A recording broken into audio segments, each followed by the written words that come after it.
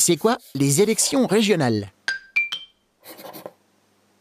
Les 6 et 13 décembre prochains, les Français sont appelés à voter pour les élections régionales.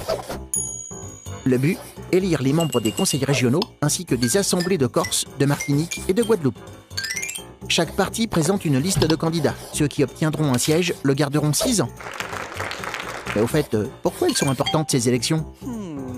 D'abord, depuis les dernières régionales, en 2010, il y a eu des changements. On est ainsi passé de 22 à 13 régions en métropole. Pour cela, on a fusionné des régions qui étaient jusque-là séparées.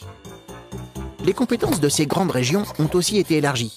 Les conseils régionaux s'occupaient déjà des lycées, des trains, du financement des associations. Désormais, ils géreront aussi les transports scolaires, le développement durable et seront seuls à pouvoir apporter une aide aux entreprises. Et puis, ces élections sont les dernières qui auront lieu en France avant la présidentielle de 2017. Les résultats des régionales seront donc regardés de près par les politiques et les journalistes, comme s'il s'agissait d'un test grandeur nature.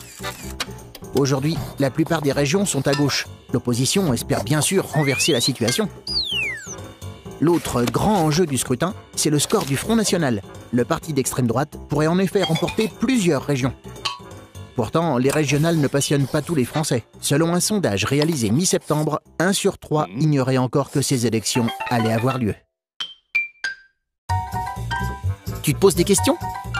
Nous, on y répond.